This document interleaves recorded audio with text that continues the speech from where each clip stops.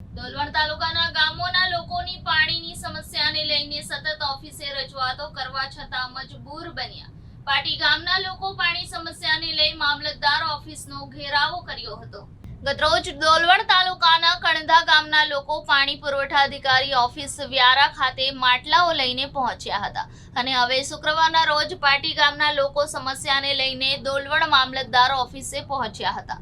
મામલતદાર કચેરીએ પાણી આપોના નારા સાથે ધરણા પર બેઠા હતા અને વાતાવરણ ગરમ થતા રજૂઆત કરતાઓએ ઓફિસમાં પણ 3 થી 5 કલાક માટે કબજો જમાવ્યો હતો.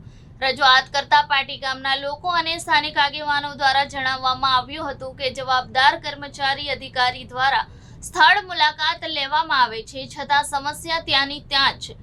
ત્યારે રજૂઆત કરવા આવેલા ગ્રામજનો દ્વારા કોન્ટ્રાક્ટર અધિકારીઓને ટકાવારીમાં જ રસ હોય જેવા આક્ષેપો પણ લગાવવામાં આવ્યા હતા.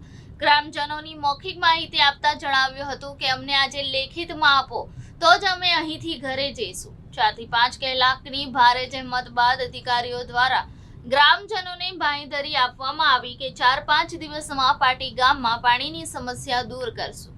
ત્યારે સ્થાનિક લોકો રજૂઆત કરવા આવ્યા હોય અને અધિકારીઓ દ્વારા એમની વાતો સાંભળવામાં આવી રહી હોય ત્યારે તેમની આ રજૂઆતો પર મામલતદાર કચેરીના કર્મચારી રજૂઆતને હાસ્યાસ્પદ બનાવી પોતાના મોઢા પર સ્માઇલ વિખેરતા જોવા મળ્યા હતા.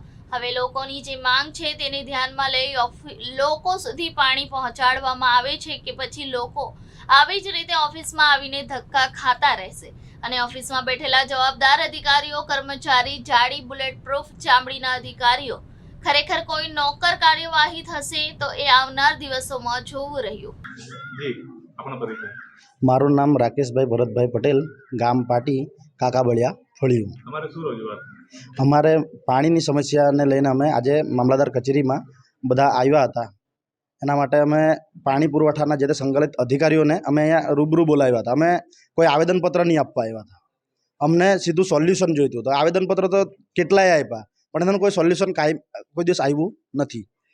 પાણી માટે અમે ગામના બધા દરેક ફળિયાના માણસો, પાટી ગામમાં એકલાની સમસ્યા નહીં હતી, ડોલવણ તાલુકાની સમસ્યા હતી, પણ હાલે એ લોકોએ અમને લેખિતમાં પાટી ગામની સમસ્યાનું સોલ્યુશન લાવી આપશું એમ કીધું છે. 4 દિવસની અંદર એ લોકો સંપમાં પાણી પહોંચાડશું એવું પાણી પુરવઠાના નાયબ ઇન્જિનિયરે કીધું છે. અને ત્યાંથી પછી ફળિયે પાણી પહોંચાડવા માટે જે તે વાસ્મોના અધિકારીએ પણ કીધું છે. એ પાણી નહીં પહોંચાડવામાં આવશે તો અમે 1 તારીખે અમે મતલબમાં અમારા પાટી ગામમાં જ વાસ્મોની જે મેન ટાંકી બની છે ત્યાં આવીને વિરોધ કરશું. મારું નામ સલ્લાબેન સુમનભાઈ પટેલ, કાકાબાઈ ફળિયું. અમારે પાણીની તકલીફ વધારે પડતી છે એટલે અમને પાણી જોઈએ એ માટે અમે અહીંયા આવેલા છે.